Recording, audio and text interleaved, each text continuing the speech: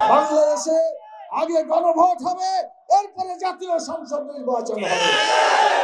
বাংলাদেশে পিয়ার পদ্ধতির নির্বাচন হতে হবে এবং আগেই সেটা গণভোটের মাধ্যমে পাশ করতে হবে। আচ্ছা বলেন তো, গণভোট মানে জনগণের ভোট। যারা জনগণের ভোটে বিশ্বাস করে না, তারা কি সত্যিকার গণতন্ত্রে বিশ্বাস করে?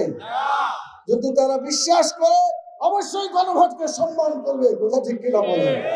জাতি দেখবে গণভোটের পক্ষে লোক আছে কিনা। না থাকলে হবে না, যদি থাকে তাহলে গণভোট বাস্তবায়িত হবে ইনশাআল্লাহ। সেই জন্য আপনারা বাংলাদেশে নির্বাচনের আগে গণভোট কি চান? যারা যারা চান দুটি হাত তুলে দেখান। বাংলাদেশে আগে গণভোট হবে, এরপরে জাতীয় সংসদ নির্বাচন হবে। আল্লাহ তাআলা আমাদের দাবিকে কবুল করুন। সংগ্রামী সাথী ও বন্ধুগণ, যদি এমন হয় যে আগে তারা করলো না, একসাথে করবে, তাহলে আপনি বলেন তো, মানুষ জাতীয় সংসদে ভোট দিবে নাকি গণভোটের দিকে তাকাইবে? কোন দিকে তাকাবে? এটা আসলে বাস্তবে কোন কথা হইতে পারে না। এটা একটা অবাস্তব কথা, একসাথে গণভোট এবং জাতীয় সংসদ হওয়া। কথা ঠিক কিনা বলে? প্রিয় ভাইরা, আমরা আরেকটা দাবি করেছি, সেটা হলো লেভেল প্লেইং ফিল্ড হতে হবে। আচ্ছা, খেলাধুলা যদি হয় একদিক উঁচা আর একদিকে নিচা, তাহলে কিন্তু ইনসাফ হবে? অতএব ফিল্ডকে সমতল করতে হবে, লেভেল প্লেইং ফিল্ড হতে হবে।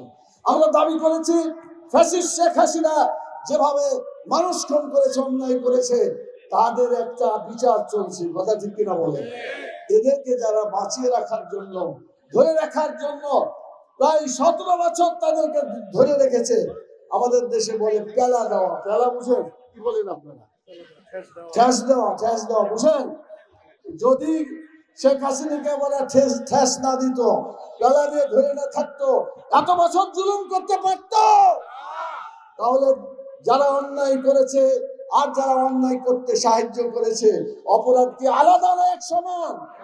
অতএব তাদের যে পরিণতি হয়েছে, আজকে ওই সমস্ত দল যারা ফ্যাসিস্টকে সহযোগিতা করেছে, তাদের পরিণতি একই হতে হবে। কথা ঠিক কিনা? সংগ্রামী সাথী ও বন্ধুগণ, আমি আর একটি কথা বলতে চাই, সেটি হলো, যারা আমাদেরকে শুধু দুনিয়ার কথা বলে, আখিরাতের কথা বলে না, তারা কি আমাদের জীবন সম্পর্কে ভালো কাজ করার উৎসাহ দেয়? তারা শুধু দুনিয়ার কথাই বলে, আখিরাতের কথা বলে না। কোরআনের আইন যদি চালু হয়, দুনিয়াতে ভালো হবে, আখিরাতেও ভালো হবে। কথা ঠিক কিনা বলেন? এখানে মুসলিম ভাই বোনেরা থাকতে পারেন। আচ্ছা বলেন, কোরআনের আইন যদি চালু হয়, সুদ যদি বন্ধ হয়, ঘুষ যদি বন্ধ হয়, সমাজটা ভালো হবে না হবে না? তাহলে এটা যদি বন্ধ হয়ে যায়, তাহলে মুসলমানদের ঘুষ দেওয়া লাগবে না, সুদ দেওয়া লাগবে না। অমুসলিমদের ঘুষ এবং সুদ দিতে হবে। সবাই সমানভাবে উপকার লাভ করবে।